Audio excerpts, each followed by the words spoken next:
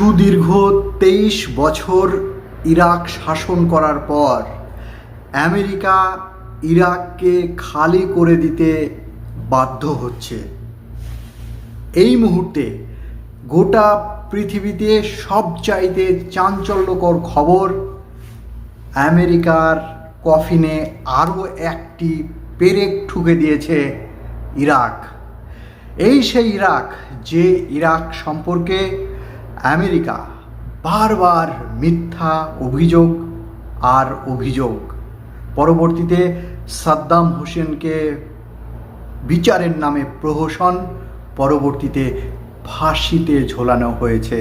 এবং সেই দিন সাদ্দাম হোসেন বলেছিলেন, গোটা পৃথিবীর মুসলিম উম্মাদের উদ্দেশ্যে, তোমরা বুঝবে, একদিন না একদিন বুঝবে কে সত্য আর কে মিথ্যা। দীর্ঘদিন পর আজ 2026 সালে সেই সত্য উদ্ঘাটন হলো। 30শে সেপ্টেম্বরের মধ্যে ইরাক খালি করে দেওয়ার প্রতিশ্রুতি দিয়েছে।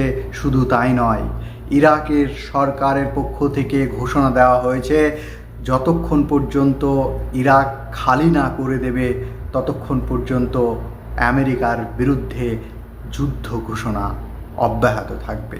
গোটা পৃথিবী দেখেছে কিভাবে আমেরিকা আফগানিস্তান ছেড়ে রাতারাতি পালিয়ে যেতে বাধ্য হয়েছে। ইরান যুদ্ধ করতে এসে আমেরিকা সাম্রাজ্যের যে পতন ডোনাল্ড ট্রাম্পের হাতেই নির্মমভাবে হবে, গোটা পৃথিবী কল্পনাও করতে পারেনি, আমেরিকা নিজেরাও পারেনি। এই মুহূর্তে মোসাদের ভুল ইনফরমেশনের শিকার হলো মার্কিন সাম্রাজ্য। এটা আমার কথা নয়, এটা খোদ ডোনাল্ড ট্রাম্প বারবার বলছেন যে মোসাদ ভুল ইনফরমেশন দিয়ে ইরানের সঙ্গে যুদ্ধে অবতীর্ণ করেছে। আর আজকে ইরান দেখিয়ে দিয়েছে গোটা পৃথিবীর পরাশক্তিধর রাষ্ট্র আমেরিকার নাকে দড়ি বেঁধে কিভাবে ঘোরাতে হয়। ভাবছেন এখনও টিকে আছে মার্কিন সাম্রাজ্য? যারা ভাবছেন তারা নাকে সর্ষের তেল দিয়ে ঘুমোচ্ছেন নাকি? না এখনো পর্যন্ত ডোনাল্ড ট্রাম্পের গুণগান গাইতে আপনারা পূর্বের মতোই অভ্যস্ত? ভুলে যান ডোনাল্ড ট্রাম্পের কথা, এই মুহূর্তে ভুলে যান আমেরিকার সাম্রাজ্যবাদীদের কথা, যে সাম্রাজ্যবাদীরা দীর্ঘদিন একনায়কতন্ত্রের মতো গোটা পৃথিবীকে আঙুলের ডগায় তুলে নাচিয়েছে। যখন যে দেশের উপরে ইচ্ছে হয়েছে ট্যারিফ লাগিয়ে দিয়েছে, যখন যে দেশের উপরে ইচ্ছে হয়েছে নিষেধাজ্ঞা জারি করেছে, দিনের পর দিন সাধারণ মানুষকে পিঁপড়ের মতো টিপে টিপে হত্যা করেছে এই মার্কিন সাম্রাজ্য। আজকে এই মুহূর্তে সবচাইতে গোটা পৃথিবীর কাছে সবচাইতে খুশির খবর, খুশি হবে নাই বা কেন? মার্কিন সাম্রাজ্যরা কি অত্যাচার না করেছে? অত্যাচারের মাত্রা বাড়িয়েছে ইসরায়েল যেভাবে গাজা ভূমির উপরে দিনের পর দিন দখলদারি করে অত্যাচার করেছে, সেটা নতুন করে আর কি বলবো। আপনারা তো জানেন একটি নির্মমতার ইতিহাস তৈরি করেছে এই ইসরায়েল গাজার উপরে। বাচ্চা, শিশু, নারী, পুরুষ নির্বিশেষে প্রকাশ্যে যৌন হেনস্থা, প্রকাশ্যে তাদের মৃত্যু, প্রকাশ্যে এমনভাবে ঝুলিয়ে দেওয়া হয়েছে, গোপনাঙ্গে দড়ি বেঁধে পুরুষদের। এগুলো দেখেছে গোটা পৃথিবী। কি নির্মম কসাইখানা তৈরি করেছে মোসাদের নেতৃত্বে আইডিএফ বাহিনী বেঞ্জামিন নেতানিয়াহুর বিরুদ্ধে। ক্ষমা করবে না পৃথিবী। আমরা বারবার বলি, মার্কিন সাম্রাজ্য যেভাবে ইসরায়েলের কথা শুনে গোটা পৃথিবীকে অস্থির করে রেখেছে, কোনো দিনই মার্কিন সাম্রাজ্যকে ক্ষমা করবে না। যেভাবে ক্ষমা করেনি ব্রিটিশ সাম্রাজ্যকে, যেভাবে পৃথিবীর মানুষ ক্ষমা করেনি ফরাসি সাম্রাজ্যকে, ঠিক একই রকমভাবে এই ইসরায়েল দখলদারদের বিরুদ্ধে মানুষ গর্জে উঠবে।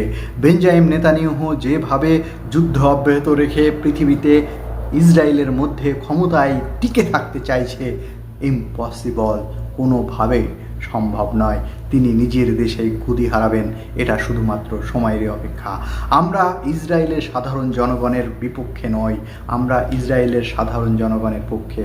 কোনো মানুষ আর একটি মানুষের নির্মম হত্যা কোনো সময় চায় না, কিন্তু একজন কসাইয়ের বিরুদ্ধে প্রত্যেকটা মানুষ কিন্তু স্লোগান তোলে, আওয়াজ তোলে। সেটাই বহিঃপ্রকাশ ঘটছে ইসরায়েলের মধ্যে, সেটাই বহিঃপ্রকাশ ঘটছে আজকের দিনে আমেরিকার মধ্যে। আমরা দেখেছি আমেরিকা দিনের পর দিন মধ্যপ্রাচ্যকে কিভাবে চুষে চুষে খেয়েছে। ওসামা বিন লাদেনের কথা না বললেই নয়। মধ্যপ্রাচ্যের এই শোষণ কার্য দেখে ওসামা বিন লাদেন নিজেকে ধরে রাখতে পারেননি। তিনি সেই সময় গর্জে উঠেছিলেন। আমেরিকা যে পদ্ধতিতে গোটা মধ্যপ্রাচ্যকে সৌদি আরব থেকে শুরু করে প্রত্যেকটা দেশের প্রাকৃতিক সম্পদ লুণ্ঠন করছে, এটা অন্যায়, এটা অন্যায়। এর বিরুদ্ধে গর্জে ওঠা উচিত প্রত্যেকটা মানুষের। যখন মধ্যপ্রাচ্যের এই সমস্ত দেশগুলি আমেরিকার কাছে দিনের পর দিন ডলার ভিক্ষা করেছে, সেদিনকে ওসামা বিন লাদেন বলেছিলেন, আজকের দিনে যারা ডলার ভিক্ষা করছে তারা জেনে রাখুন, একদিন বুঝতে পারবেন এই ডলার কাগজ দিয়ে তৈরি হয়।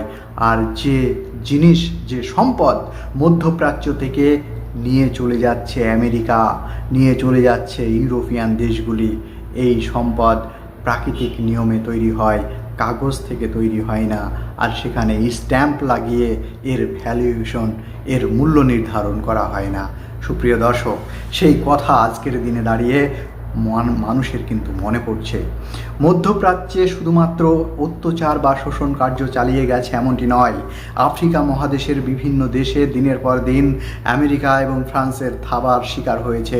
আমরা প্রত্যেকটা মুহূর্তে নজর রেখেছি কিভাবে আফ্রিকা মহাদেশের মধ্যে স্বর্ণ ভাণ্ডারকে লুণ্ঠন করেছে, লিবিয়াকে দখল করে লিবিয়াকে এখনো পর্যন্ত গৃহযুদ্ধের মধ্যে আবদ্ধ করে রেখেছে। একটি সাম্রাজ্য লিবিয়া, যে লিবিয়া তিল তিল করে গড়ে তুলেছিলেন মুয়াম্মার গাদ্দাফি, এক মুহূর্তের মধ্যে ধ্বংস করে দিয়েছে আমেরিকা। এখনো পর্যন্ত লিবিয়ার মধ্যে যেভাবে অস্থির পরিবেশ, সেখানকার সাধারণ মানুষ নিরক্ষর, সেখানকার সাধারণ মানুষ দুবেলা দুমুঠো খেতে পায় না। এখনো পর্যন্ত লিবিয়াতে যে ভাবে অত্যাচার নামিয়ে নিয়ে আসছে দিনের পর দিন, একটি পক্ষ আর একটি পক্ষের সঙ্গে যুদ্ধে নিহত হচ্ছে প্রতিনিয়ত। এটা শুধুমাত্র আমেরিকার ইচ্ছাই হয়, এটা শুধুমাত্র ইসরায়েলের ইচ্ছে হয়। সাধারণ মানুষ এর গতিবিধি বুঝে উঠতে পারে না। এই গতিবিধি সর্বপ্রথম বুঝতে পেরেছে যারা তাদেরকেই হত্যা করেছে, সেই হত্যাযজ্ঞের অংশ ইরাকের সাদ্দাম হোসেন। সেই দিন, যেদিন সাদ্দাম হোসেনকে ফাঁসির কাঠে ঝুলিয়ে হত্যা করা হয়েছিল, সেই দিন গোটা পৃথিবীর মুসলিম প্রেমী মানুষ কান্নায় ফেটে পড়েছিল কিভাবে আমেরিকা এই ভালো মানুষটিকে হত্যা করলো। আজকের দিনে তাদের কান্নার চোখের জলের মূল্য পেয়েছে বলেই আমরা মনে করি। তাদের মধ্যে অনেকেই এখনও হয়তো বেঁচে আছেন, অনেকেই হয়তো বা পরলোকে চলে গেছেন। যারা ভারতের বা বাংলাদেশের অভ্যন্তরে বসবাস করছেন, যারা শুনেছিলেন সেই দিন সাদ্দাম হোসেনের ফাঁসির কথা, আমাদের ঘরের মেয়েরা মায়েরা যখন কান্নায় লুটিয়ে পড়েছিল, সেদিনকে আমরা বুঝে উঠতে পেরেছিলাম না যে সাদ্দাম হোসেন সম্পর্কে কেন ঘরের মেয়েরা কাঁদছে। সেই দিন সাদ্দাম হোসেন ফাঁসির মঞ্চে দাঁড়িয়ে বলেছিল যে আমাকে যারা বুঝতে পারলো না তারা একদিন বুঝবে, কিন্তু আমার উপরে যে জুলুম হলো, অত্যাচার হলো, এর নিশ্চয় শাস্তি দেবে একজন, আমি এক আল্লাহকে বিশ্বাস করি। আজকের দিনে দাঁড়িয়ে সাদ্দাম হোসেনের কথা এবং কাজ যখন পরিপূর্ণতা পেয়েছে, আজকের দিনে দাঁড়িয়ে যখন ইরাক খালি করতে বাধ্য হচ্ছে, এই আমেরিকা মার্কিন বাহিনীকে তুলে নিতে বাধ্য হচ্ছে, এটা অত্যন্ত খুশির খবর। এবং তার সঙ্গে সঙ্গে আপনারা জেনে রাখুন, মার্কিন সাম্রাজ্য খুব অচিরেই শেষ হয়ে যাচ্ছে, তাকে বাঁচানোর কোনো রাস্তা নেই। এই কথা আমরা বারবার বলি। আপনারা বলেন যে ইরানের পক্ষ বা শিয়া ধর্ম অবলম্বীর পক্ষে হয়ে আপনারা কথা বলেন, আমরা কোনো কারোর পক্ষপাতিত্ব নিয়ে কথা বলি না, আমরা মানবতার পক্ষে কথা বলি। আমরা বারবার বলি আমেরিকার মার্কিন সাম্রাজ্য মানবতার শত্রু, এদের কাছ থেকে দূরে থাকার দরকার আছে। যারা আমেরিকার বন্ধু তাদের শত্রুতার প্রয়োজন নেই, তাদের শত্রু দেশের প্রয়োজন নেই। আমেরিকা খোদ এক সময়তে বন্ধুত্বর হাত বাড়িয়ে দেয় এবং হাতটা চেপে ধরে সেই হাতটাই কেটে নেয়। এটাই হচ্ছে আমেরিকার একমাত্র পলিসি। আর এই পলিসি নিয়েই এতদিন পর্যন্ত ক্ষমতায় টিকেছিল। ডোনাল্ড ট্রাম্প যেভাবে ইরানের উপরে যুদ্ধ করতে এসে গোটা পৃথিবীর কাছে নায়ক সাজতে এসেছিল, আগামী দিনে আমেরিকা সাম্রাজ্যের পতনের ইতিহাসে নিশ্চয় সর্বপ্রথম যে মানুষটির নাম মনে রাখবে মানুষ, সেই মানুষটির নাম নিঃসন্দেহে ডোনাল্ড ট্রাম্প। আপনাদের কি মনে হয়? সুপ্রিয় দর্শক, আলোচনা শেষ করার আগে আপনাদের কেমন লাগছে? ইরাক খালি করে দিয়ে এই মুহূর্তে আমেরিকা আরও একটি দেশ ত্যাগ করতে বাধ্য হচ্ছে। ইতিমধ্যে জর্ডান এবং বাহরাইনের ঘাঁটিগুলো প্রায় তছনছ করে দিয়েছে ইরানের আইআরজিসি বাহিনী। ইতিমধ্যে আমাদের কাছে খবর এসেছে যেভাবে বাহরাইন এবং জর্ডানের উপরে হামলা চালিয়ে, পাল্টা হামলা, কখনোই ইরান আগে হামলা চালায় না, আপনারা জানেন।